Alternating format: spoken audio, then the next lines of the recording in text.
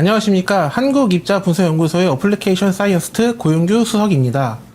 배터리 불량 분석의 원인을 분석하기 위해서 하루 종일 현미경 앞에서 이미지를 수백 장 찍던 시절 여러분도 기억하시죠? 이제는 클릭 한 번으로 수십만 개의 입자를 자동으로 분석할 수 있는 시대가 되었는데요. 오늘은 이런 변화를 이끌고 있는 서머피셔 사이언티픽의 자동화 전자현미경 기반의 배터리 불량 분석 솔루션을 소개시켜 드리도록 하겠습니다. 최근 2차 전지 산업 내에서 전기차 화재가 정말 많이 발생하고 있는데요.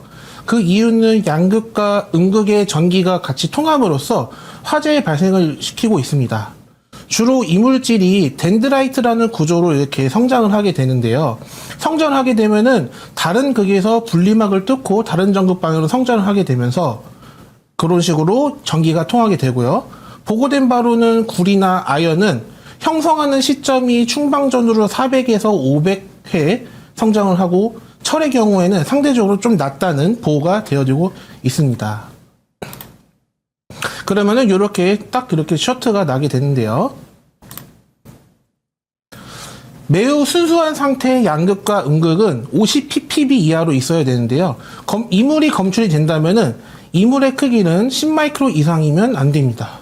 왜냐하면은 10마이크로 이상의 이물질은 배터리를 압출 공정을 했었을 때 이물질이 압축되면서 서로의 전극에 전기를 통하게 만들어 버리는데요. 그러면 당연히 쇼트라는 것이 발생하면서 화재가 발생하게 되겠죠. 자, 지금 보시는 이미지는 우리 전자현미경으로 찍은 이물질들을 찍은 이미지면서요. 주로 이물질들은 5대 금속 원소가 많이 배터리에 영향을 주고 있어요. 주로 분류는 보시는 것처럼 논마그네틱 비자성과 마그네틱 자성이 통하는 자성 이물들로 분류가 되어 있습니다. 자, 그러면은 이전 세대까지는 너무 미량의 이물을 확인하기 위해서 ICP라는 것을 이용해서 성분을 검출했었고요. 그 이물의 형상을 보기 위해서는 현미경을 사용하겠죠. 그래서 광학 현미경으로 이미지를 봤었습니다. 그 다음에 더 나아가 작은 사이즈의 이미지를 보려면은 일반적인 전자현미경에 EDS라는 성분 포켓을 달아서 분석을 하게 됐죠. 그런데 이렇게 큰 전자현미경은 부가적인 소모품과 관리적인 측면에서도 사람도 필요로 하고 부가적인 소모품들도 많이 필요하기 때문에 인력과 많은 시간을 필요로 하게 됩니다. 자, 그래서 이런 불편함을 해소한 피놈의 파티클 X라는 장비가 이렇게 투기가 되는데요. 이 장비는 우수한 분해능을 가지고 있습니다. 그래서 최대한 20만 배로 볼 수가 있고요. 20만 배라는 거는 우리가 50나노미터의 이물질까지도 쉽게 측정이 가능하게 됩니다. 자, 그 다음에 또한 장점으로는 10cm, 10cm 내에 시료를 한 번에 장착할 수 있고 한 번에 36개까지 시료를 장착이 가능하게 됩니다. 또한 현재 데스크탑 전자현미경 중에 유일하게 필라멘트가 롱 라이프 타임, 아주 긴 시간을 갖고 있는데요. 최소 3000시간에서 최소 또 18000시간 이용할 수 있는 전자총을 사용함으로써 우리가 24시간 분석에 특화되어 있는 파티클 X 장비입니다. 그러면은 우리 전자현미경을 이용해서 파티클 X를 이용해서 배터리 분석에 있어서 정확하고 일관성이 있는 시료의 전처리가 정말 필요로 합니다. 먼저 배터리 내에 있는 이물질을 포집하기 위한 방법 중 하나인데요. 양극재나 음극재 등의 슬러리 상태나 파우더를 액상을 이용해서 감압 필터를 이용해서 감압하는 방식으로 이물질을 걸러내는 액상법이 있고요. 자, 그러면은 우리 이제 이물질을 걸러낼 때 이전에 말씀드린 내용처럼 양극재, 음극재, 파우더 또는 파티클 내에는 자성이나 비자성 이물질이 있다고 말씀드렸죠. 그러면은 먼저 자성의 이물들은 어떻게 포집하게 되냐면은 먼저 1kg의 많은 양의 NCM과 LFP라는 양극재나 음극재를 자석봉을 이용하여 자석을 집어넣습니다. 자석을 집어넣고 흔들어준 다음에 자석봉에 이물질이 흡착하게 되면은 액체를 통해서 필터링을 하고 필터링된 그 성분과 파티클들을 광학 현미경으로 먼저 분석을 한 다음에 일반적인 분석으로는 그 다음에 마지막으로는 우리가 자동화 파티클 X 배터리라는 장비로 분석을 하게 되는 겁니다. 자, 그 다음에 우리 자성이물 말고 비자성이물도 있다고 말씀드렸죠. 비자성이물의 경우 음극재, 양극재와 음극재 파우더 내에 비자성이물을 거르기 위해서는 먼저 그 전에 샘플을 준비해 주시고 시빙이라는 채를 이용해서 시빙해 주게 됩니다.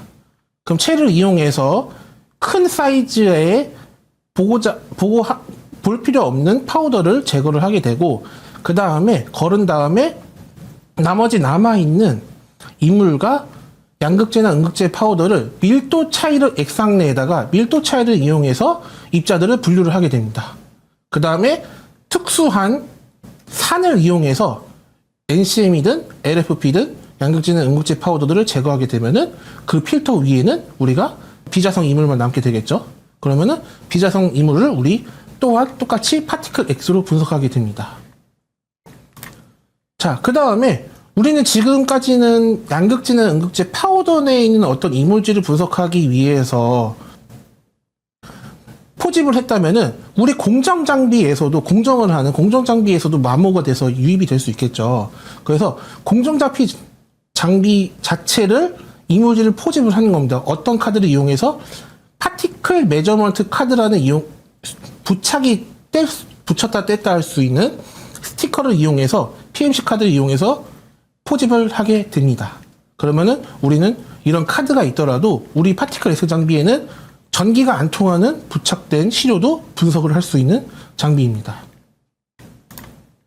자, 그리고 지금은 이제 파우더와 공정 장비 내에서 생겼는데요.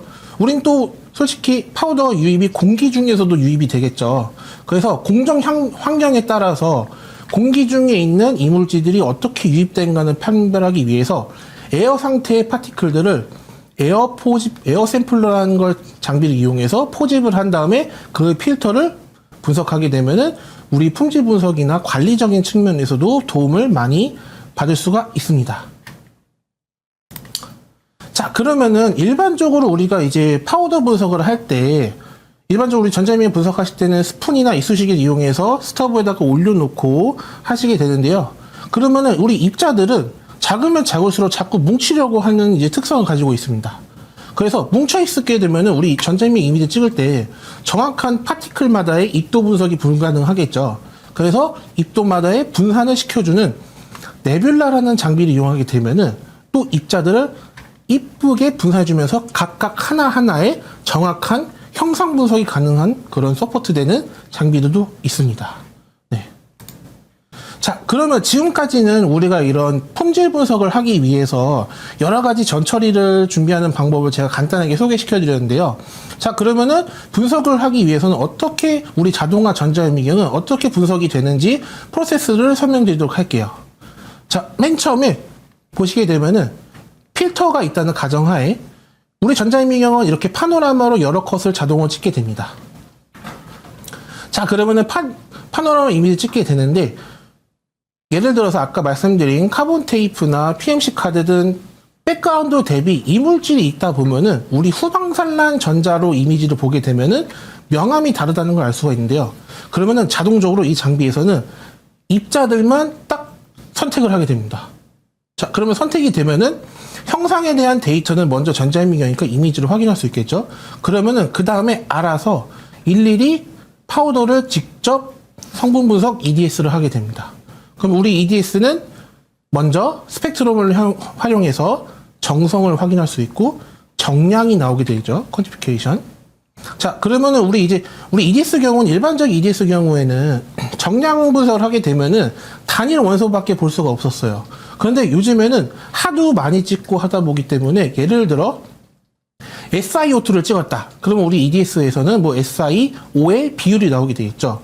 또는 뭐 알루미늄 옥사이드나 TiO2 또는 뭐 징크 Fe 같은 경우에는 찍었을 때, 그러면은 그렇게 찍었을 때 얘는 SiO2야, 얘는 TiO2라고 우리가 분류표를 만들 수 있게 됩니다.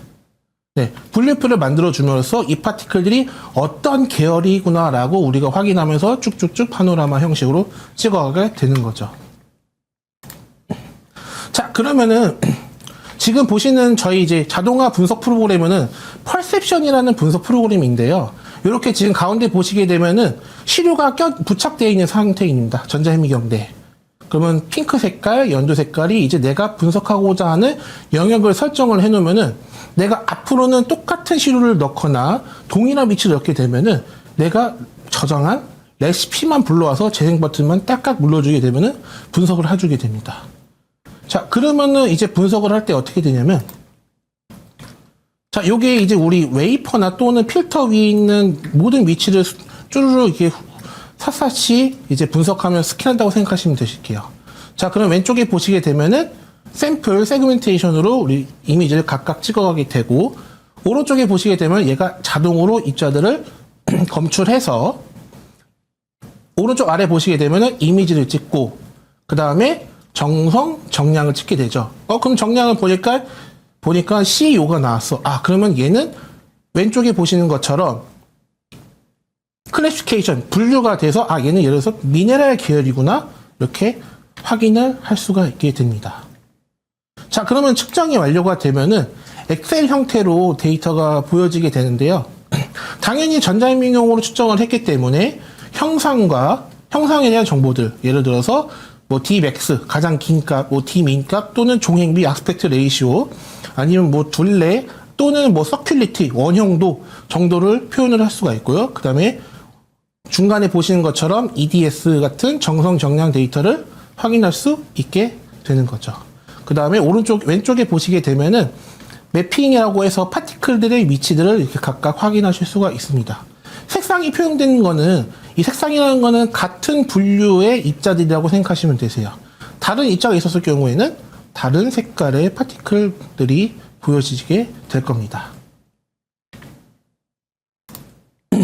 자, 그러면은 지금 이렇게 우리가 엑셀로 데이터를 뽑게 되면은 이제 그 데이터가 이쁘지 않겠죠. 그래서 우리는 ISO나 ASTM, 뭐 VDA, 뭐 일본이나 독일과 같은 국제 규격에 맞게끔 레포팅화를 할 수가 있습니다.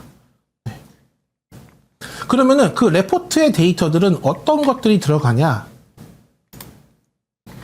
자, 전자현미경으로 찍었으니까 자동화 전자현미경을 찍었으니까 당연히 각각 이물질마다의 형상, 사이즈, 예를 들어서 5에서 10마이크로, 15에서 몇 마이크로가 얼마까지, 25마이크로가 몇 개, 철 계열이 몇 개 있구나. 알루미늄 개수는 또 몇 개, 얼마나 있구나.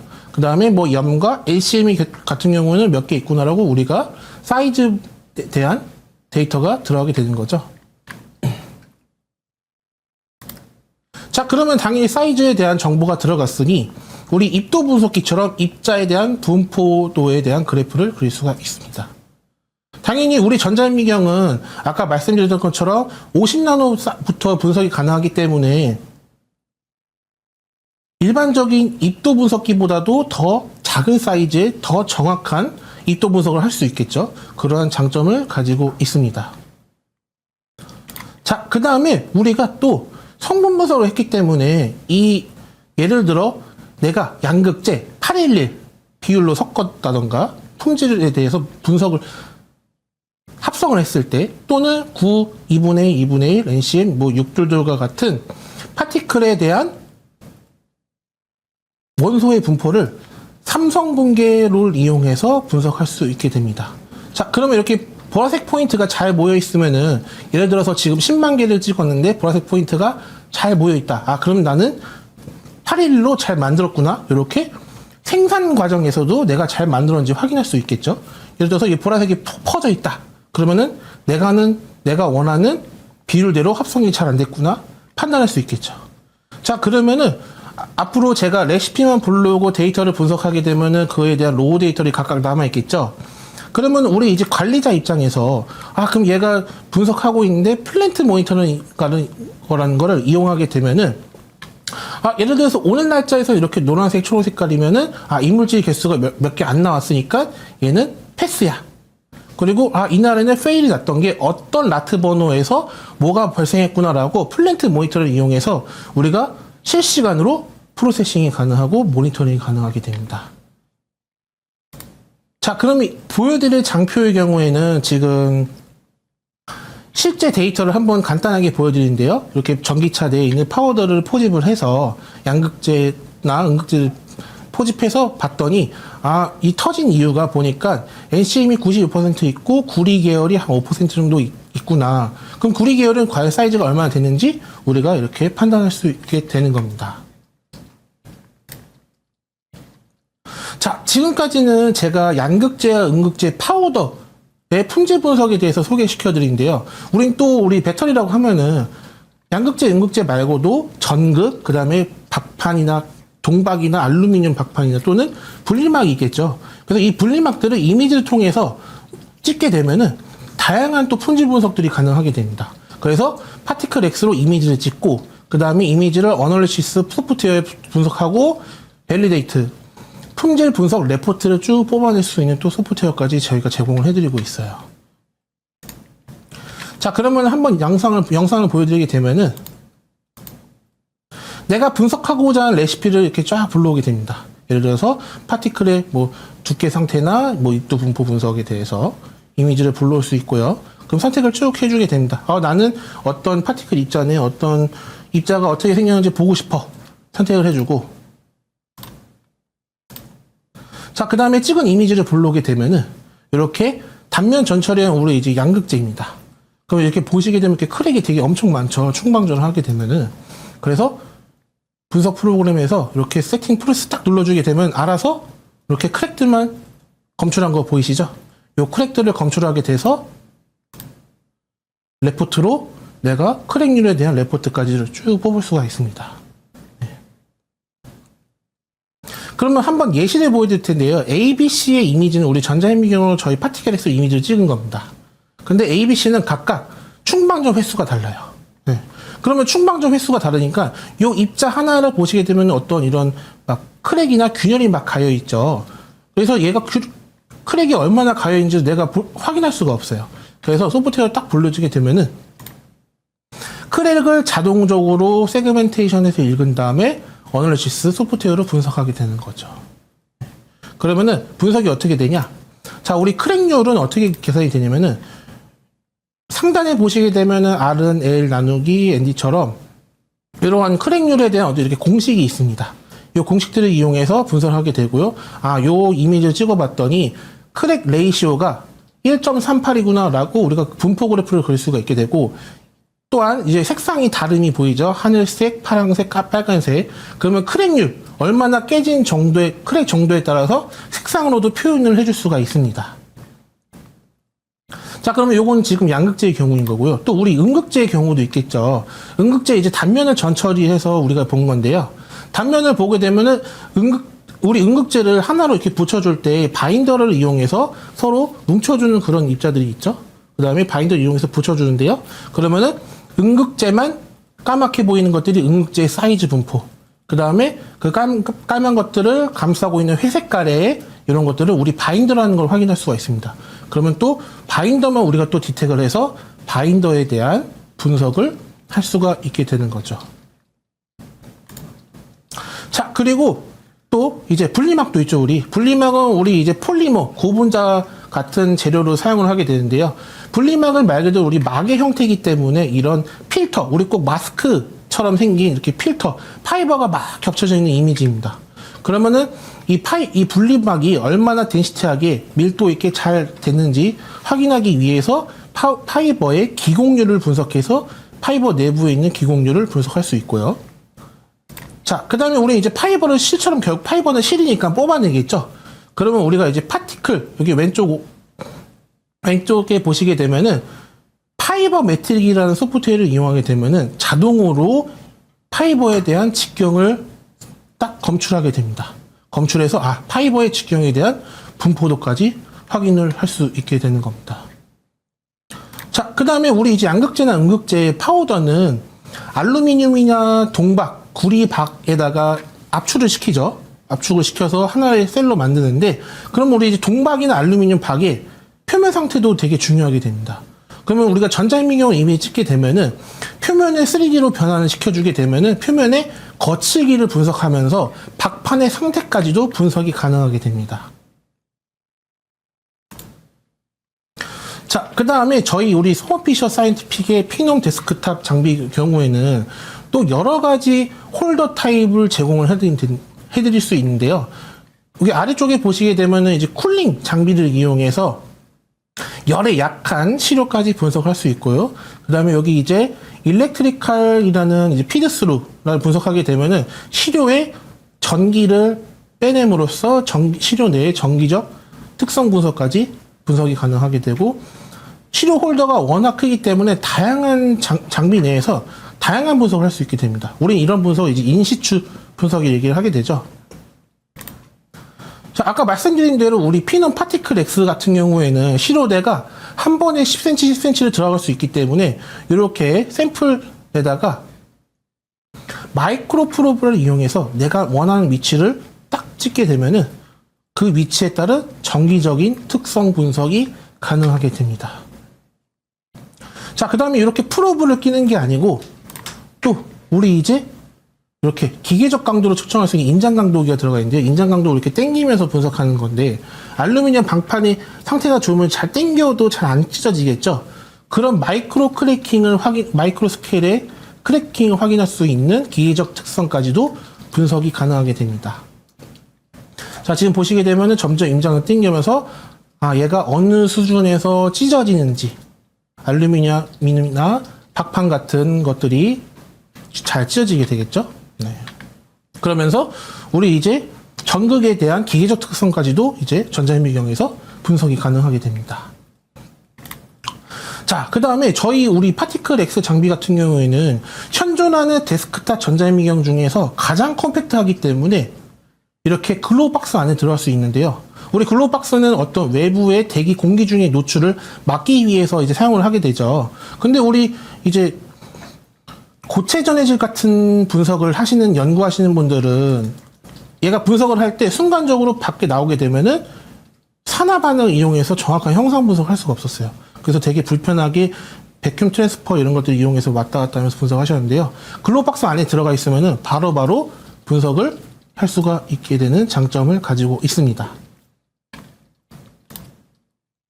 자, 그 다음에 또 이제 맵스라는 프로그램을 또 이용하게 되면 또 어떤 분석을 할 수 있냐면은, 우리는 또 현미경이라는 거는 우리가 꼭 전자현미경 말고도 여러 가지 광학현미경 또는 레이저 현미경 등 다양한 현미경들이 존재하고 있죠. FTI나 라만 현미경 같은 여러 가지 현미경들이 있는데, 그 이미지를 내가 불러오게 되면은 보시는 것처럼 이렇게 샘 이미지를 서로 오버랩을 시킬 수 있게 됩니다. 내가 위치를 설정을 해놓게 되면은. 자, 그러면은 어떻게 분석을 할 수 있느냐? 자, 지금 실제 분석된 예시를 한번 보여드릴 건데요. 자, 여기 왼쪽에 보시게 되면은 FTIR이나 라마는 장점이, 전자현미경은 우리가 유기물 분석은 할 수 없다는 단점이 있죠. 예를 들어서 얘가 팩트인지, PVDF인지 확인할 수 없는데, FTI나 라만 현미경 이용하게 되면은 이렇게 빨간 색깔 이미지를 이렇게 어떤 유기물인지 확인할 수 있게 됩니다. 그 다음에 우리 파티클 X로 찍은 이미지를 서로 겹침으로써 우리 유기물과 무기물의 분포가 어떻게 되어 있는지도 우리 전자현미경에서 확인할 수 있게 되는 겁니다. 이상으로 저희 서머피셔 사이언티픽의 피놈 파티클 X를 활용해서 배터리 불량 분석 솔루션에 대해서 말씀을 드렸습니다.